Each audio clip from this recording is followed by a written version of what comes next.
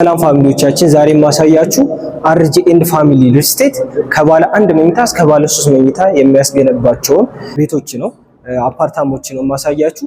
ዛሬ ዞር ዞር እያለን የ58 ካሬውን የ121 ካሬውን የ133 ካሬውን ቤቶች ስንት መኝታ አላቸው ምን ለየት ያለ ነገር ይዘዋል የሚለውን ነገር በደንብ አሳያችኋለሁ።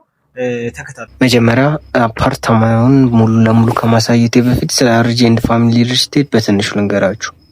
አርጂ ኤንድ ፋሚሊ ሪል ስቴት የሚገኘው ቦሌ አዲስ አበባ ስቴዲየም ፊት ለፊት ሲሆን ከ11 ካሬ ጀምሮ ሱቆችን እና ቤቶችን ደግሞ ከባለ አንድ መኝታ እስከ ባለ 3 መኝታ አፓርትመንቶችን ይዞ እየጠበቃችሁ ይገኛል።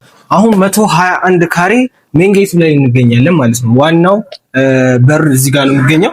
ከዛ በኋላ ሁለት ኖርማል ቤድሩም እና አንድ የሰራተኛ ክፍል ወይም ለልጆቻችሁ የምትጠቀሙት አንድ ክፍል ይገኛል።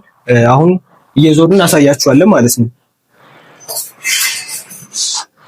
ይሄኛው ለሰራተኛ ተጠቀሙታላችሁ ብለን የምናስበው ክላስ ወይ ለልጆቻችሁ ተጠቀሙት የምትችሉ ክላስ ነው።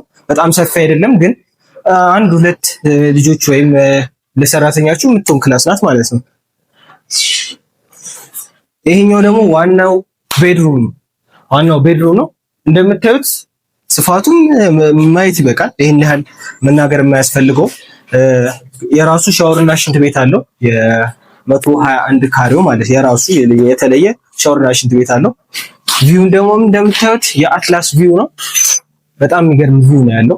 አሁን ሁለተኛ ቤድሩም ጋር እየሄድን እንገኛለን። ሁለተኛው ቤድሩም እንደምታዩት ይሄም ሰፋ ያለ ነው። አሪፍ ቤድሩም ነው። ለሁለት ሰው ምናምን ይበቃል እና በዚህ በኩል የሚገርም ቪው አለው። የኤድና ሞል ምናምን ቪው አለው። እዚህ ጋር ደግሞ የሰራተኛ ክፍልና ይሄ የሁለተኛው ቤድሩም ሻወር ሽንት ቤት እዚህ ጋር እናገኘዋለን ማለት ነው።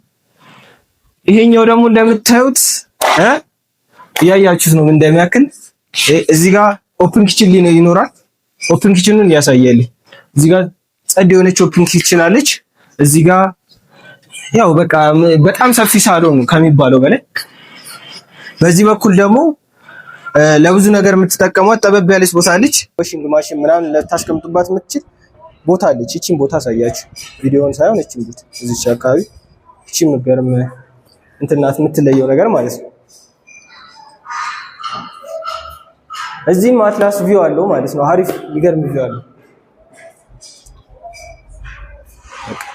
አሁን ደግሞ 133 ካሬው ላይ እንገኛለን። 133 ካሬው ይሄ ቅድም እንዳሳየኋችሁ ለልጆች ሊሆኑ የሚችሉ ክላስ ምናምን መጀመሪያ ላይ እናገኛለን። እዚህ ጋር ደግሞ ሁለተኛው ቤድሩም እናገኛለን። ሁለተኛው ቤድሩም የራሱ የሆነ ሻወር ሽንት ቤት ያለው ሲሆን የራሱ የሆነ ሻወር ሽንት ቤት አለው ማለት ነው። ይሄኛው ሜን ቤድሩሙ ወይም ዋናው ቤድሩም ነው ማለት ነው።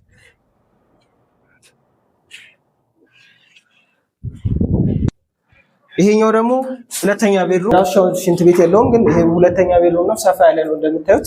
ከዋናው ቤድሩም ቢያንስ ጸዴ ነው ማለት ነው። አሁን ወደ ሳሎኑ እንሄዳለን።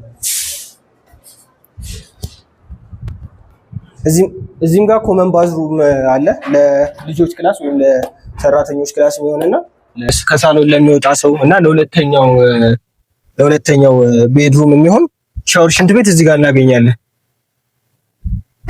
ይሄ ደግሞ እንደምታዩት በጣም ሰፊ የሆነ ሳሎን ይገኝበታል። በጣም ሰፊ የሆነ ሳሎን።